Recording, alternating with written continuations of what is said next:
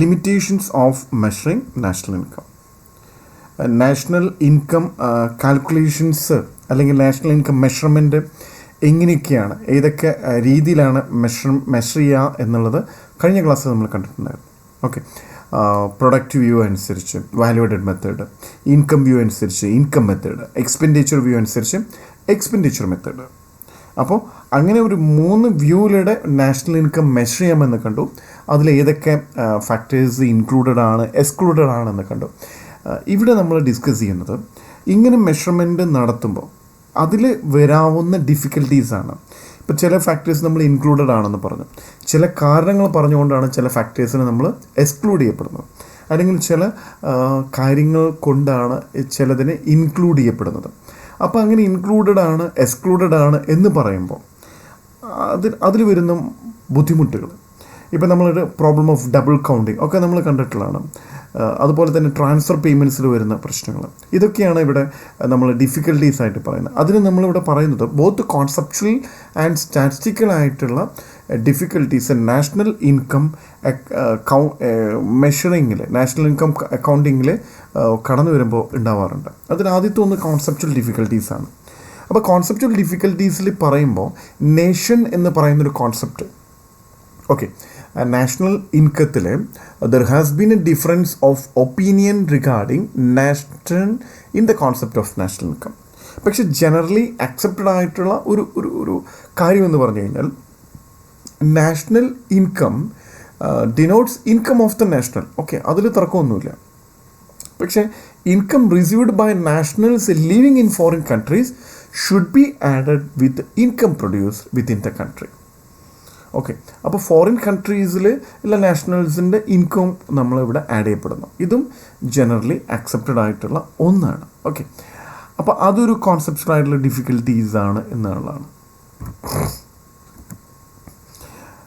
Value of goods and services, അതിൽ പറയുന്ന whether services should be included, what kind of services should be included. Okay, services, goods and services എന്ന് പറഞ്ഞു. Value of goods and services, അങ്ങനെ value of goods and services എന്ന് പറയുമ്പോൾ ഏതൊക്കെ തരത്തിലുള്ള services ആണ്?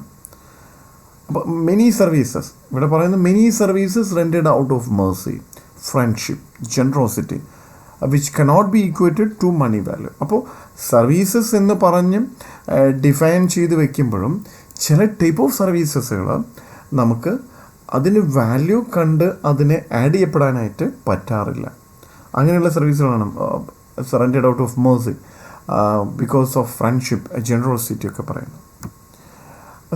Non monetary transactions, non monetary transaction നമ്മളിവിടെ പറയുന്നത് treatment of non monetary transaction such as the services of house wifes to the members of the families. Okay, നമ്മൾ പൊതുവേ പറഞ്ഞു വരുന്നതാണ്. ഇപ്പോൾ ഹൗസ് വൈഫ്സിൻ്റെ സേവനം വീടുകളിൽ നമുക്ക് കിട്ടുന്നതാണ്. അതിന് നമ്മളൊന്നും പേയ്മെൻ്റ് ഒന്നും കൊടുക്കാറില്ല. പക്ഷേ ഇവിടെ പറയുന്നൊരു example as A made servant, ഒരു മെയ്ഡ് സെർവൻ്റായിട്ട് അവർ വർക്ക് ചെയ്യുന്ന സമയത്ത് അവർക്ക് കിട്ടുന്ന പേയ്മെൻറ്റ് നാഷണൽ ഇൻകം ഇതിലേക്ക് നമ്മൾ ആഡ് ചെയ്യപ്പെടാറുണ്ട്. കാരണം സർവീസിന് കിട്ടുന്ന പേയ്മെൻറ്റാണ്. പക്ഷേ ഇതേ വ്യക്തിയെ മറ്റൊരാൾ കല്യാണം കഴിക്കുകയും അവർ ഇതേ ജോലികൾ ആ വീട്ടിൽ പെർഫോം ചെയ്യുമ്പോൾ പക്ഷെ അത് കാൽക്കുലേറ്റ് ചെയ്യപ്പെടുന്നില്ല. Any type of extra payments ഒന്നും അവർക്ക് കൊടുക്കുന്നില്ല. എന്നാൽ അത് നാഷണൽ ഇൻകത്തിൽ കുറവായിട്ട് കാണിക്കുകയും ചെയ്യും. ഓക്കെ, ഇവർ വർക്ക് ചെയ്തിരുന്ന സമയത്ത് നാഷണൽ ഇൻകത്തിൽ ആഡ് ചെയ്യപ്പെട്ടിരുന്നതാണ് അവരുടെ സർവീസിന് കിട്ടിയിരുന്ന ഫാക്ടർ പേയ്മെൻറ്റ്. പക്ഷേ അവർ പിന്നീട് വിവാഹം കഴിക്കുകയും ഇതേ സർവീസിൽ തന്നെ തുടരുകയും ചെയ്യുന്നു. പക്ഷേ അവർ ഒരു മെയ്ഡ് സെർവൻ്റ് അല്ല, അവരവിടെ വൈഫായിട്ടാണ് പെർഫോം ചെയ്യുന്നത്. അവരുടെ സ്വന്തം വീട്ടിൽ തന്നെയാണ് ചെയ്യുന്നത്. അപ്പോൾ അത് അവിടെ ഡിക്രീസിങ് ആണ്. അപ്പോൾ അതും ഒരു നോൺ മോണിറ്ററി ട്രാൻസാക്ഷൻ എന്ന് പറയുന്നതിൽ ഒരു ഡിഫിക്കൽട്ടിയാണ് പറയുന്നത്.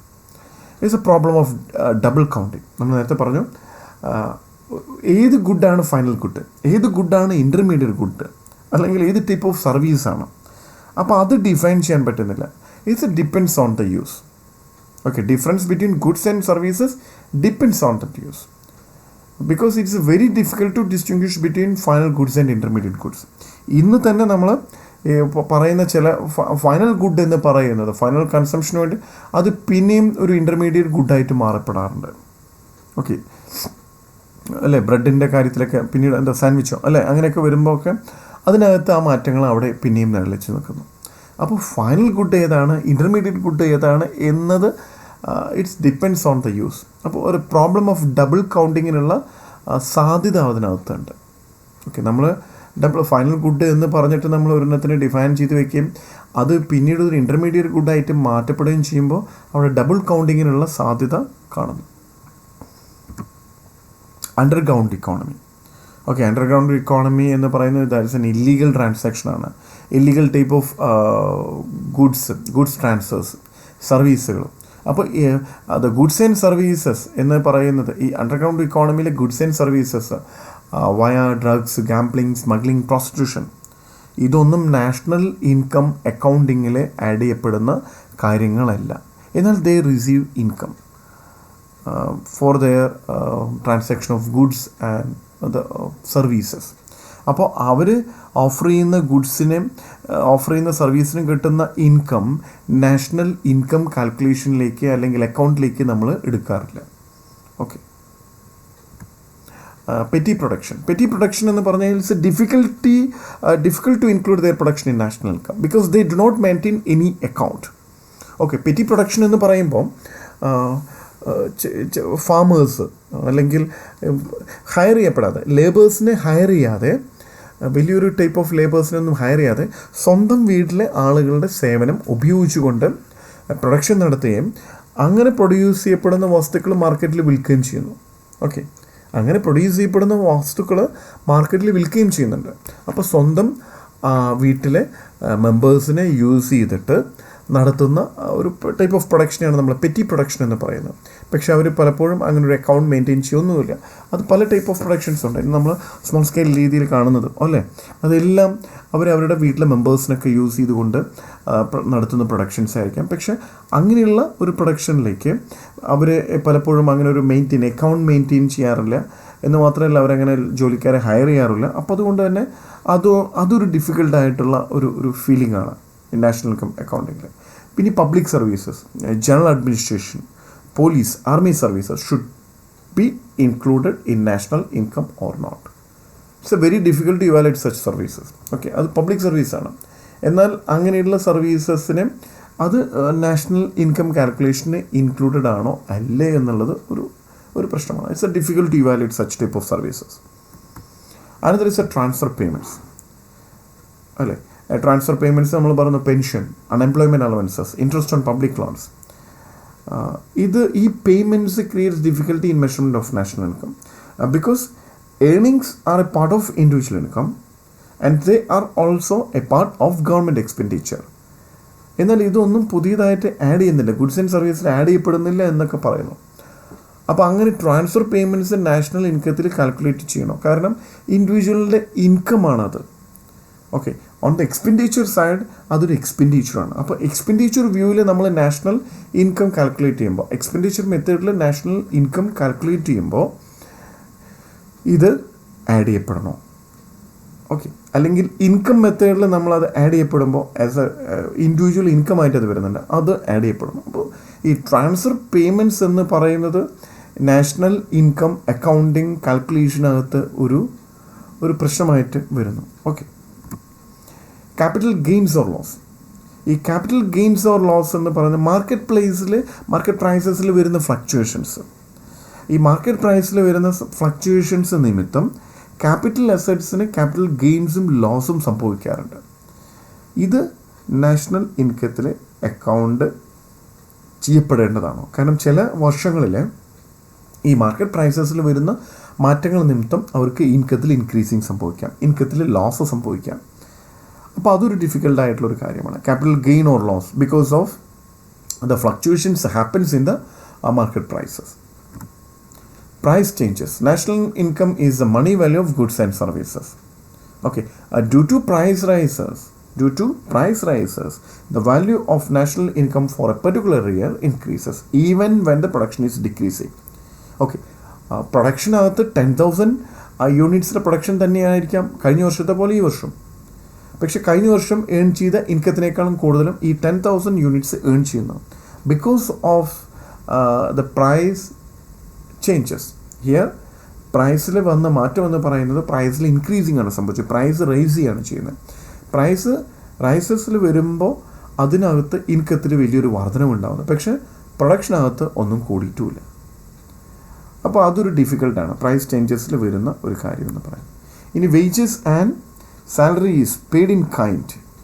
Okay, the facilities given in kind R calculated as A supplements of wages and salaries on the income side. Additional payments made in kind may not be included in national income. പക്ഷേ the facilities given in kind are calculated as the supplements of wages and salaries on income side. അപ്പോൾ it's another difficult. Inventories. Changes in the stock of inventories have been accounted for in the estimation of GNP. All firms do not keep a record of changing inventories. Okay, അങ്ങനെ ഒരു ഡിഫിക്കൽട്ടാണ് ഇവിടെ എടുക്കുന്നത്. They are not keep a record of the changing inventories. Changes in the stock of industries have been accounted for the estimation in GNP, but all firms do not keep a record of changing inventories. So it's another difficult. Depreciation. Okay, നമ്മൾ പലപ്പോഴും depreciation ഇൻക്ലൂഡറും എക്സ്ക്ലൂഡറും ഒക്കെ ആയിട്ടുള്ള കാര്യങ്ങൾ നമ്മൾ GNP NNP ഒക്കെ GDP ഒക്കെ പറഞ്ഞിരുന്ന സമയത്ത് പറഞ്ഞിട്ടുണ്ടായിരുന്നു. അപ്പോൾ ഇവിടെ machines is use much more intensively one year than in the other. The actual depreciation would differ between years. Okay, ഇൻറ്റൻസിറ്റിയിൽ വന്ന മാറ്റം ഡിപ്രീസിയേഷനിൽ മാറ്റം സംഭവിച്ചിട്ടുണ്ടായിരിക്കാം, പക്ഷേ ഡിഫർ ബിറ്റ്വീൻ ഇയേഴ്സിൽ കാണിക്കും. Machine is use much more intensively one year than in the other. The actual depreciation would differ between years. Estimated on the basis of the original cost of capital asset. There would be a tendency to understate the capital consumption costs during a period of rising price. അപ്പോൾ depreciation എന്ന് പറയുന്നതിലും ഈ പറഞ്ഞ പ്രശ്നങ്ങളാണ്. Intensity, മെഷീൻ്റെ intensity, യൂസിൻ്റെ intensity, ഇതൊക്കെ ബുദ്ധിമുട്ടുകൾ ഉണ്ടാക്കുന്നു. അപ്പോൾ ഇതിൻ്റെ പുറമെ തന്നെ നമ്മൾ പറയുന്ന മറ്റു ഇതൊന്നാണ് second hand transaction, environment damages, inadequate and unreliable statistics. അപ്പോൾ ഇത്രത്തോളം കാര്യങ്ങൾ നാഷണൽ ഇൻകം മെഷർമെൻറ്റ് നടത്തുമ്പോൾ വരുന്ന ഡിഫിക്കൽട്ടീസാണ്. ഓക്കെ, ഇപ്പോൾ കാരണം നമ്മൾ പല കാര്യങ്ങളും ഇൻക്ലൂഡഡ് ആണ്, പല കാര്യങ്ങളും എക്സ്ക്ലൂഡഡ് ആണ് എന്നൊക്കെ പറഞ്ഞു വയ്ക്കുമ്പോഴും ഏത് ടൈപ്പ് ഓഫ് സർവീസാണ്, ഏത് ടൈപ്പ് ഓഫ് ഗുഡ്സ് ആണ് ഇതിനകത്ത് ഇൻക്ലൂഡ് ചെയ്യാൻ പറ്റുക. ചില നമ്മൾ പറഞ്ഞല്ലോ ഇല്ലീഗൽ ആക്ടിവിറ്റീസ്, അങ്ങനെ വരുമ്പോൾ അവർ അണ്ടർഗ്രൗണ്ട് ഇക്കോണമിയിലെ ഒരു തരത്തിലുള്ള ട്രാൻസാക്ഷൻസിന് വരുന്ന ജനറേറ്റ് ചെയ്യുന്ന ഇൻകം നമ്മൾ കാൽക്കുലേറ്റ് ചെയ്യപ്പെടുന്നില്ല. ഓക്കെ, അപ്പോൾ ഇത്രത്തോളം കാര്യങ്ങളാണ് ലിമിറ്റേഷൻ, നാഷണൽ ഇൻകം മെഷർമെൻറ്റിലെ ലിമിറ്റേഷൻസ് ആയിട്ട് നമ്മൾ പറയുന്നത്. Okay, thank you.